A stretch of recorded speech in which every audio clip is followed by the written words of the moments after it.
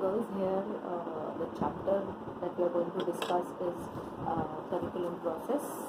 You have this reading with you already, which I have shared with you. So this is the reading curriculum development. In this we are on the chapter now, curriculum process. Now curriculum process जो आपका chapter है, इसमें आप जब initially पढ़ेंगे तो you will find that we have discussed most of the parts of it. And we will be starting, आप इसको स्टार्टिंग से रीड करिएगा चैप्टर को, यू विल अंडरस्टैंड मैक्सिमम चीज़ें हमने इसमें कवर कर ली है. पेज नंबर 115 से हम स्टार्ट करेंगे. This is the one, patterns of curriculum organization. So patterns of curriculum organization basically deals with what I can say how to design curriculum और what are the parameters that we keep in mind while designing the curriculum. अब आप सोचेंगे parameters वही होंगे, national aims of education, social aims of education, flexibility in the curriculum and all. No, ये इससे हटकर है. यहाँ पर जो criteria of organisation of curriculum है, करिकुलम ऑर्गेनाइजेशन का जो पैटर्न है, जो क्राइटेरिया है, वो है need of the stage for which you are designing the curriculum. Need of the stage for which you are designing the curriculum. If you are designing the curriculum for a early childhood care, or you are designing a curriculum for a higher education, or you are designing a curriculum for the middle school education, right, or secondary school education. So यहाँ पर need based, age based criteria selection होगा content का, and it will not be just that those broader aims जो हम पढ़ते आए हैं, national aim, social aspect, cultural aspect, societal aspect, socio economic background of the children, ये सबको ध्यान में रखना, क्योंकि बहुत broad objectives थे. ये काफ़ी नैरो डाउन कर दिया है. ये बेसिकली डिपेंड कर रहा है किस पर, कि हम किस एज ग्रुप को टारगेट कर रहे हैं, राइट. तो if you start reading this on page number 115, the question which this topic addresses is how to design the curriculum, what is the purpose of designing the curriculum, what sociological and philosophical bases are we going to take when we are going to design the curriculum, what are the relevant topics that will be designed in this curriculum, and the curriculum designer needs to take into consideration all these dependency of the necessity and context of the learners involved. तो बच्चों का context, परिवेश किस पर, right, और बच्चों की ज़रूरतें क्या हैं उस पर. अब ये परिवेश और कॉन्टेक्स्ट आपको फिर से सोशल बैकग्राउंड पे नहीं लेकर जाना है, ना कल्चर पर लेकर जाना है. यहाँ पर कॉन्टेक्स्ट जो है उनकी एज स्पेसिफिक कॉन्टेक्स्ट है, उनकी रिक्वायरमेंट जो है उस पर्टिकुलर एज ग्रुप से एज ग्रुप पे डिपेंड करती है. तो you need to be very careful where whatever we are discussing today is not related to the culture and the social background and anything of that sort, but it is based on the specifically the age of the children, the need of the children according to that age, right. तो इसमें early childhood education आ सकता है, higher education भी आ सकता है. इस तरीके से कैटेगराइज करना है तो हम 3 से 4 तरीके के करिकुलम यहाँ पर पढ़ने वाले हैं.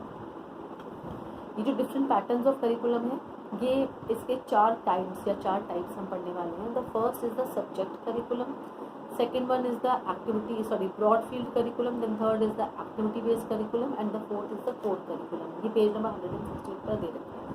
और जैसे नेम सजेस्ट करता है सब्जेक्ट करिकुलम, इसका फोकस क्या होगा, सब्जेक्ट सेंटर्ड करिकुलम होगा. यानी कि इसमें कोशिश की जाएगी कि सब्जेक्ट की स्पेशलाइजेशन हम बताएं.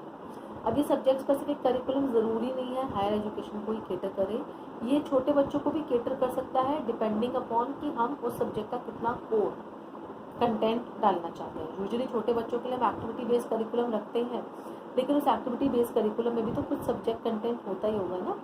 तो कोर एक्चुअली रिफ्लेक्ट्स अपॉन कि what kind of attitude, what kind of learning skills that subject is catering to and we need to develop that in the children, right. तो इसमें फर्स्ट 2 लाइन्स बहुत important है. The subject और discipline are the focus of the curriculum design. Mathematics का तो mathematics focus होगा, social science का तो सोशल साइंस फोकस होगा, लैंग्वेज का तो लैंग्वेज फोकस होगा, ठीक है. Now how can we justify this kind of curriculum. अगर हम सब्जेक्ट स्पेसिफिक करिकुलम की बात कर रहे हैं तो सब्जेक्ट स्पेसिफिक करिकुलम तो शायद बहुत ही फॉर्मल करिकुलम होगा, शायद बहुत कंटेक्चुअल ना हो, क्योंकि वो तो सिर्फ सब्जेक्ट को ही केटर करेगा. But do you think this type of curriculum is justified? Yes, this type of curriculum is justified under certain situations. We need to have a subject-based curriculum also. तो subject-based curriculum justify कैसे होता है, उसके 2 या 3 points दे रखे हैं. पहला point ये है, पेज नंबर 116 पर भी दिया हुआ है. It would improve the individual thinking related to that subject. It would improve the thinking and it will help in child becoming a better thinker. By acquiring knowledge related to different subjects, the individual skills or ways of thinking will be developed. For example, if this individual subject is physics, the child can become a physicist. If the individual subject is history, the child can become a historian. Right तो particular area के particular subject content को जब cater करेंगे तो वही skills बच्चे में develop होंगे. But now we need to think कि do you think this kind of development is happening in the school. एक बच्चा जब फिजिक्स बनता है तो क्या वो फिजिसिस्ट बन पाता है? जब वो हिस्ट्री पढ़ता है तो क्या वो हिस्टोरियन बन पाता है? That is a question now. That is a question mark rather now कि क्या वो बच्चा ये सब क्वालिटीज़ डेवलप कर पाता है या ये सब एटीट्यूड्स डेवलप कर पाता है अगर वो कोर सब्जेक्ट पढ़ रहा है ना. That is the irony of the subject based curriculum. Justified तो है कि ये कैपेबिलिटीज उसमें डेवलप हो जाएंगी, बट एक्चुअली में स्कूल एजुकेशन में हो रही है कि नहीं हो रही, यहाँ पर इसका क्रिटिक आता है. राइट.